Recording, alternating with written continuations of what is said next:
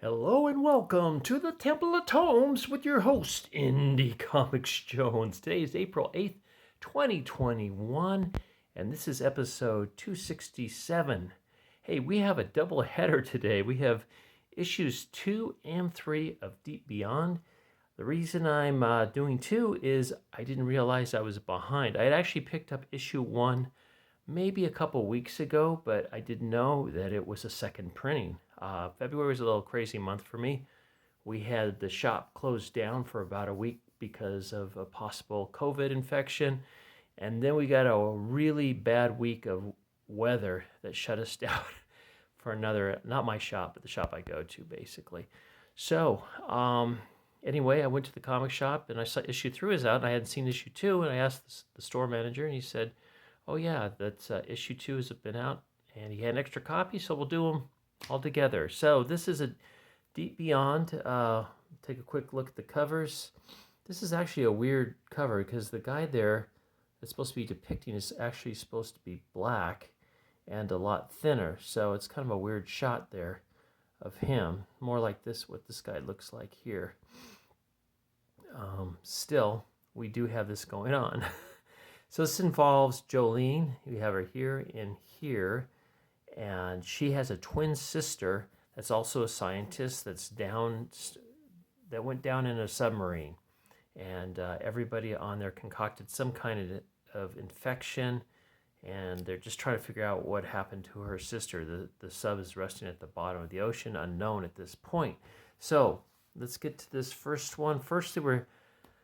This is the year 2085, and the Earth's air is in really bad shape. There was something that happened. They don't really go into too much detail of what happened, but the cities are now in bubbles. To go outside the walls is certain death, and there's all these weird mutated creatures that are running around outside the walls too. So what they're trying to do is go from the city down to a port and get a submarine, and they're trying to do this all illegally because the sub port is closed down and they're not supposed to go looking for the sister. Okay, this was created by Mirka Andolfo, David Goy, Andrea Brocarda, and Barbara Nosenson. And so, I probably should just read this down here because this is just talks about the covers. So this covers, the main cover is Andrea Bocardo and Andrea Milano. I don't know. I'm sorry, I'm probably messing that up.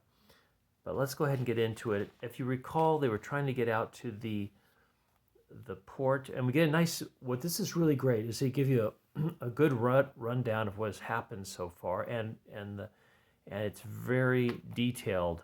So even if you miss the first issue, pick up the second issue, could jump right in. And same with the third issue, they give you that much more from what happened. So they had left the city, they were out trying to get in this vehicle, and they got attacked by this giant monster. It's already killed Jolene's boyfriend, Kevin, and so it's just Paul Bailey, Dr. Paul Bailey, and Jolene left. And Dr. Bailey it's very complicated.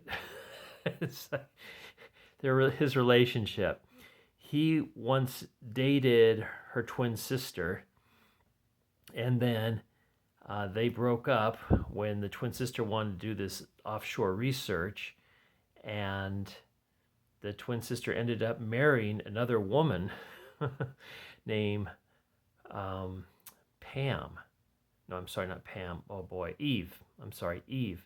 And she happens to be way high up in the government, and she's apparently corrupt. So we have that going on. So this monster attacks them, so they're trying to get away. They've already lost one. It's not looking good. It actually grabs their vehicle and just trashes it. They're still running, and suddenly there's some firing comes behind the monster. And it turns out to the rescue is a friend of theirs who has this pretty powerful gun.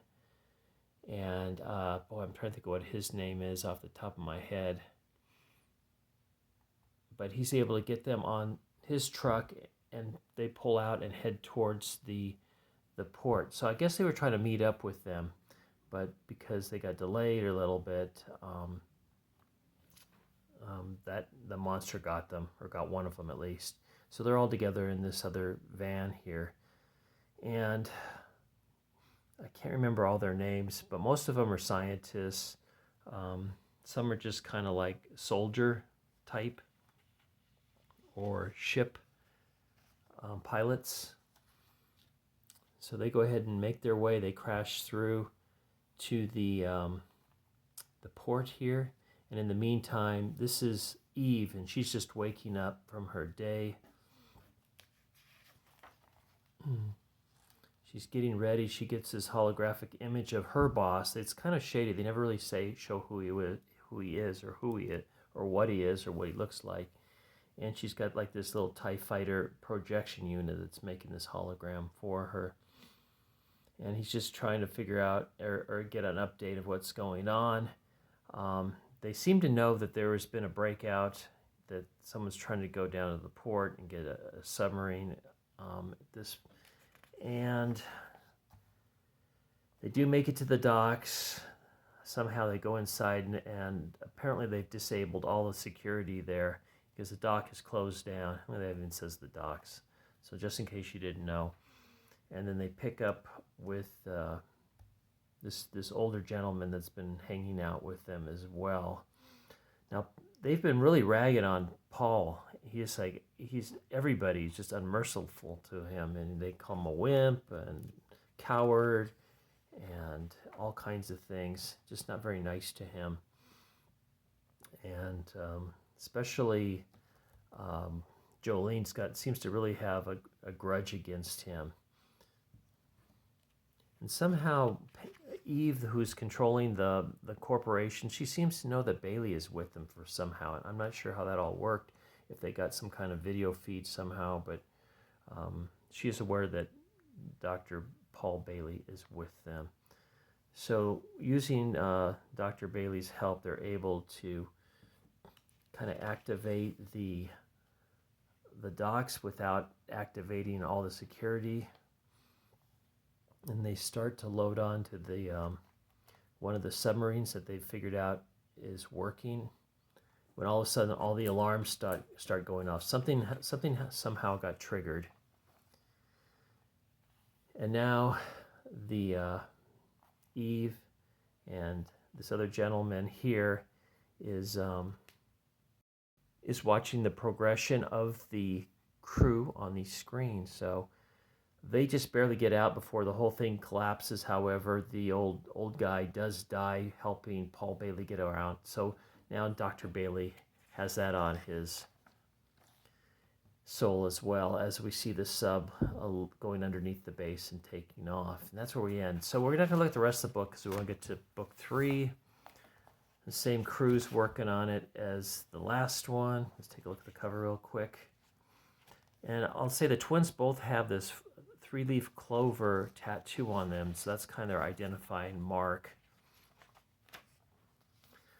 And so this is actually Jolene's flashback as they have discovered these 3-leaf clovers. They're really into it. Here's the nice blurb with the update from issue 2 in it as well.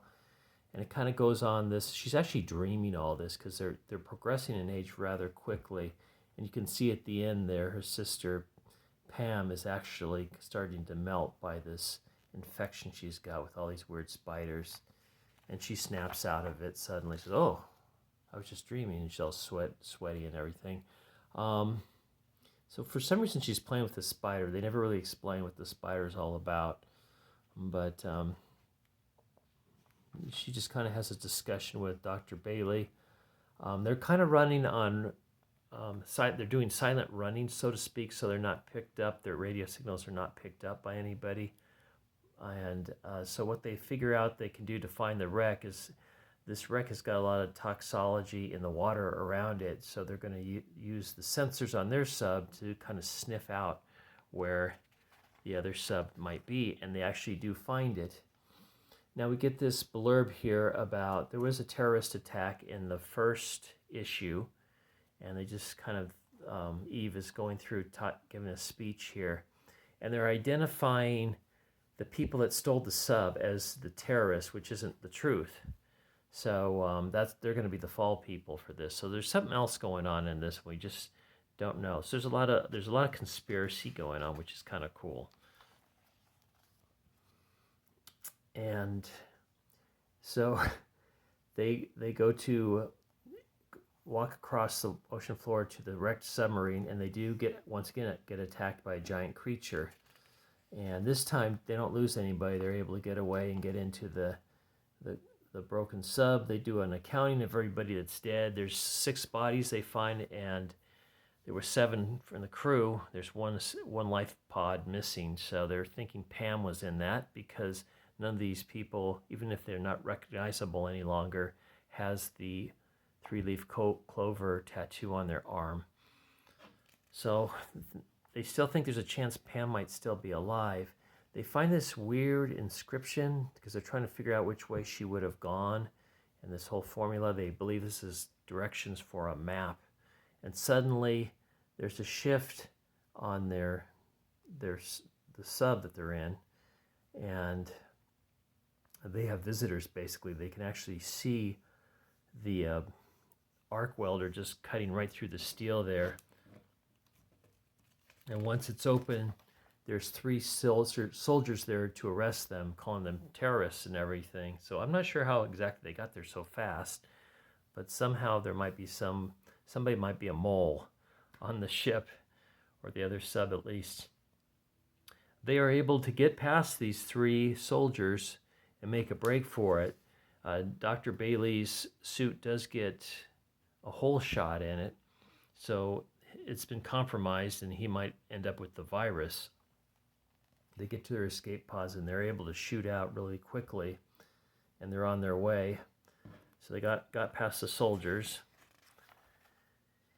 and the escape pods are heading for this triangle, which looks a lot like what was on those map directions, if you recall a few pages back. We'll take a look at that real fast. I think it's right here. So looks like they found where Pam might be, actually, and this is where we end this issue. So it is a recommend. I'm not loving it as much as I liked the first issue. I thought the first issue was pretty exciting and set up a lot of things. These were a little bit slower paced. There is some action in both of them, but it'll be interesting to see how it goes. And this guy just, boy, they are just not nice to him. But now he's passed out, they believe, because he's not saying anything. So I'm going to give this a good excavating seal of approval. It's a fun enough story. It's not super good. It's not like the Swamp Thing, but it is entertaining enough. And so thank you for stopping by, listening to this doubleheader review of The Deep Beyond. As always, please like, please subscribe, please leave comments, and we'll see you next time at the Temple of Tomes. This is Indie Comics Jones bidding you adieu.